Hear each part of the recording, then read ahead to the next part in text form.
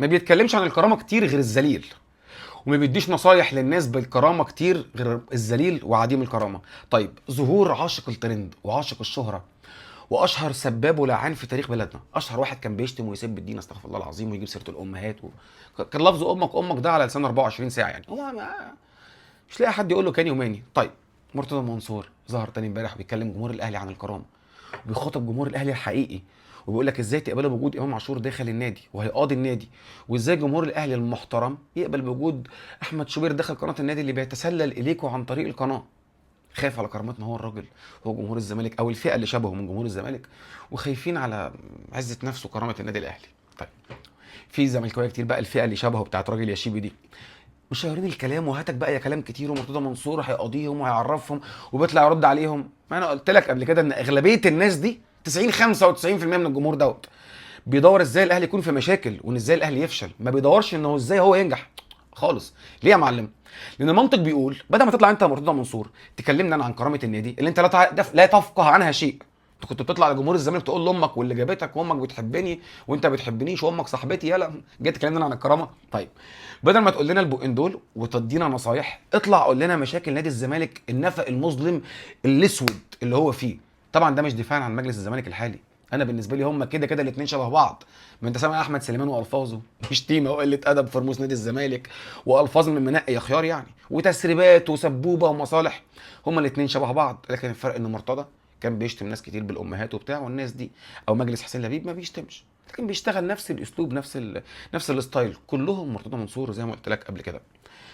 بدل ما يطلع بقى يكلمنا عن السواد اللي في مجلس الزمالك حاليا بسبب مرتضى، يعني لا هتيجي تتكلم عن ايقافات القيد، مشاكل الفيفا المنتشره 24 ساعه، كل شويه ايقاف قيد للزمالك، برضه ما بدافعش عنهم، ده سببه الحقيقي مرتضى منصور. يعني انا حتى لو بنتقد مجلس حسين لبيب او مجلس الزمالك، ما بيعجبنيش تصرفاته واسلوبه واخلاقه معانا، الا ان لازم انت تتفق معايا ان المشاكل اللي فيها الزمالك حاليا دي مش بسبب حسين لبيب اللي هو ولا مجلسه، مش ذنبهم بصراحه. هو في واحد هناك كان تقريبا بيتخانق مع طوب الارض، كان بيمضي طوب الارض على ورق بياض ويخطف منه العقود ويضربهم في مكتبه وبلاوي سودا، وطالع يتكلم عن امام عاشور واحمد شوبير. ممكن تقول لنا سامسون بيانولا اللي كان بياخد 1000 يورو في الشهر، وكانت في ناس بتقول 1500، همشيها معاك 1500، يعني في السنه 18000 يورو. جبته انت وابنك امير بياخد في الزمالك 650000 يورو او 750000 يورو. انت متخيل الفرق عامل ازاي؟ ممكن تقول لنا كل صفقه كانت بتخش الزمالك عن طريق شركه او عن طريق الايجنت او الوكيل بتاع شركه البرتغال بتاعه صاحب امير ابنك، اشمعنى كل الصفقات كانت عن طريق الصفقه دي؟ او تشتري تتعاقد مع لعيب وكيله تاني خالص، فاللاعب ده يمضي عقد مع الايجنت بتاع البرتغال صاحب ابنك امير، ثم بعدها باسبوع يجي الزمالك لسه ماضي قبل ما يجي قبل ما يمضي عقد الزمالك لسه ماضي عقد باسبوع، قبل ما يمضي مع الزمالك ماضي باسبوع مع الشركه البرتغاليه. انت كنت مدورها سبوبه بطريقه مش طبيعيه، لبست الزمالك في غرامات ما يعلم بها الا ربنا، فانت طالع تتوه دلوقتي لان الدنيا هيجانا عليك هناك الناحيه الثانيه. ممكن تعرفنا سيد مرتضى منصور مين اللي كلم بوبنزا وقال له الزمالك هيخش معاك في مشاكل ومش هيديك فلوس ومش هيعمل لك؟ ده مش اسلوبنا ولا عمره كان اسلوبنا. انت طالع تقول امام عاشور شتم رموز هناك، انت كنت بتطلع تشتم الخطيب وبتشتم اخته وبتسب في اللي جابونا، هتحور على نفسك. وبعدين امام عاشور او اي لاعب في الزمالك لو شتم حد في النادي الاهلي فده شيء يعيبك انت، يعرفك ان انت راجل بلا اخلاق، عشان نتكلم بمنتهى المنطق والعقل. لان مفيش لاعب، وانا بقول لك هو انا مشجع اهلاوي بقولها للعيبه الاهلي حاليا، لو فيهم ذكر لعيبه الاهلي او فيهم حد شبهك بقى، لان دي مش رجوله طبعا، لو فيهم حد شبهك وشايف نفسه شبح يطلع يشتم الزمالك وهو موجود عندنا، هنطرده بره الصبح. ما عندناش الجو ده، ما عندناش لعيب في اوضه لبس يطلع يشتم نادي الزمالك او جمهوره او رموزه، ما عندناش، ده عندكم انتوا بس. حتى في نفس الزمن اللي احنا فيه احمد سليمان امبارح مطلع له تسريب حسن شحاته مش عارف اللي ايه وفلان مش عارف اللي ايه، وسبوا قله ادب. منبع الزرايب ده منبع الشتيمه ما بيطلعش الا من عندكم، وانا قلت لك رمز الفساد انتوا حرفيا، كلكم شبه بعضيكم. مش هتلاقي مسؤول في مجلس اداره النادي الاهلي طالع مثلا بيشتم في اي حد من الرموز النادي الاهلي، عشان ما نذكرش اسماء، الرموز كتير عندنا، مش هتلاقي ده بيحصل عندنا، انما ده بيحصل عندك. بس يا ريت تقول لنا مين كلم بوبنزا. انا عارفين مش انت ما بتتكلمش انجليزي، ابنك بيتكلم انجليزي كويس، هتلاقي ابنك اللي بيكلم بوبنزا وقال له الزمالك مش هيديك فلوس ومش هيعمل لك. اصل احنا ما انت الزمالك جاب لعيبه اتقل من بوبنزا في مراكز تانية كتير كان ممكن يعمل مشاكل، ده مش اسلوبنا، ده الاسلوب الرخيص اللي بتقدمه انت وابنك من زمن الزمان، سرطان الكره المصريه اللي لقبك باللقب ده كان لقب صائب بصراحه ربنا.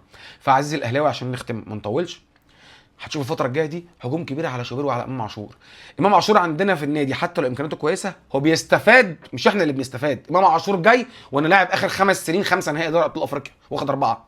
امام عاشور جاي عايز يعمل لنفسه تاريخ لانه كان في مكان بلا تاريخ، فهو امكانيات لعيب كويس جدا، صعبان عليه امكانياته ان بالامكانيات اللي فيها دي ما يتقالش عليه واخد دوري ابطال افريقيا. جه في اول موسم خد كل حاجه. موسم مش موسمين ثلاثه. الطبيعي لما تلعب في نادي موسمين ثلاثه تاخد برونزيه كاس عالم وبطولات محليه ودوري ابطال افريقيا في موسمين ثلاثه، ده نادي تقيل جدا. انما في كام شهر تاخد كل ده؟ لا. في ايه؟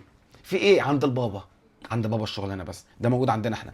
فاما عاشور بيستفاد، اي حد داخل منظومه النادي الاهلي بيستفاد 90%، ممكن يفيدنا 10%.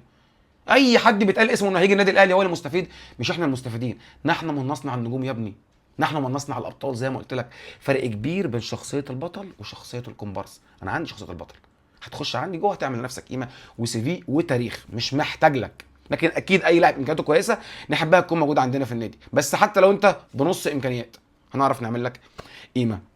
فانت عزيزي مشجع الاهلي، انت قلت رايك في اي صفقه جت، ومتعودين دايما جمهور النادي الاهلي بيطلع يقول رايه في المدرج وبيسكت. اعترضت على شيء وانت فاهمني كويس، او وافقت على شيء انت راجل تحترم، ابديت رايك ما سكتش، مش امعه. والاداره بكل ادب طلعت قالت لك كلمتين، رايك هحترمه ورايي هطبقه، وده احنا ماشيين بيه. انا بدعم قرار النادي، ما عنديش فيه اي مشكله، انا ببدي رايي وبس، لكن مش هدير النادي من المدرج. في ناس محترمه بتدير النادي، احنا بنقول ارائنا. وفي نفس الوقت مش عايزك تنسى حاجه معينه تحطها في دماغك الى يوم الدين. طول ما اللي شبه مرتضى منصور ده كان موجود في نادي الزمالك، او حد هيجي حتى شبهه، بس معكش بتكلمني تقول لي مبادئ النادي الاهلي. المبادئ دي تتعامل بيها مع المحترم المتربي اللي زيك. انما تبقى بتتعامل مع شخص مثلا، ده مثل عادي مش بتكلم على حد في نادي الزمالك، بتتعامل في العموم مع شخص هزق عمال يقل ادبه، وانت تقول معلش اصل انا راجل محترم الله يسامحه. مفيش الكلام ده يا معلم. الكلام ده لما تيجي تعمل بيه مع الستات، لقيت ست قليله الادب في الشارع بتقل ادبها بتسيبها وتمشي. ما انت لو عملت لها كده هتموتها في ايدك. ست ضعيفه راحت ولا جت تشتم تقل ادبها، خلاص بتاخد بعضك وبتمشي. فلو انت عايز تتعامل مع دول بالمبدا ده دي بتاعتك، انما طول موجود الاخلاق دي والاخلاق اللي شبه دول موجوده، ما اسمعكش تقول لي مبادئ النادي الاهلي. مبادئ النادي الاهلي نطبقها على لعيبتنا جوه. بره اللي تغلبه العبه. بره النادي كده بالبلدي اهو، هتعمل اي حاجه في مصلحتك، هتجيب امام هتجيب همام هتجيب اي حد، هم ما بيكلموك عن الكرامه ولا يفقهوا عنها شيء خالص. الذل والشتيمه والهوان ورفع الجزم هناك من مرتضى منصور لجمهوره، ويقول لامك وجابوك واللي جابوك، وتقول لك اكلمك عن الكرامه. حلب بجحة يا معلم. ما تخليش حاجه زي دي تسخنك على حد. وجود شوبير شوكه في ظهرهم كلهم، لان ماليش دعوه بشوبير بره الملعب. انا بقيم اي شخصيه داخل النادي بالنسبه لي انه شخصيه رياضيه، سواء اعلامي سواء لعيب كوره، هيفيدني انا مرحب بيه على راسي، هيضر النادي هطلعه بره لو هو ابو تريكه ولا هو الخطيب ولا هو صالح سليم، مش هحب وجوده. فشوبير وجوده في قناه النادي الاهلي نقلها نقله ما تحلمش بيها لا انا ولا انت.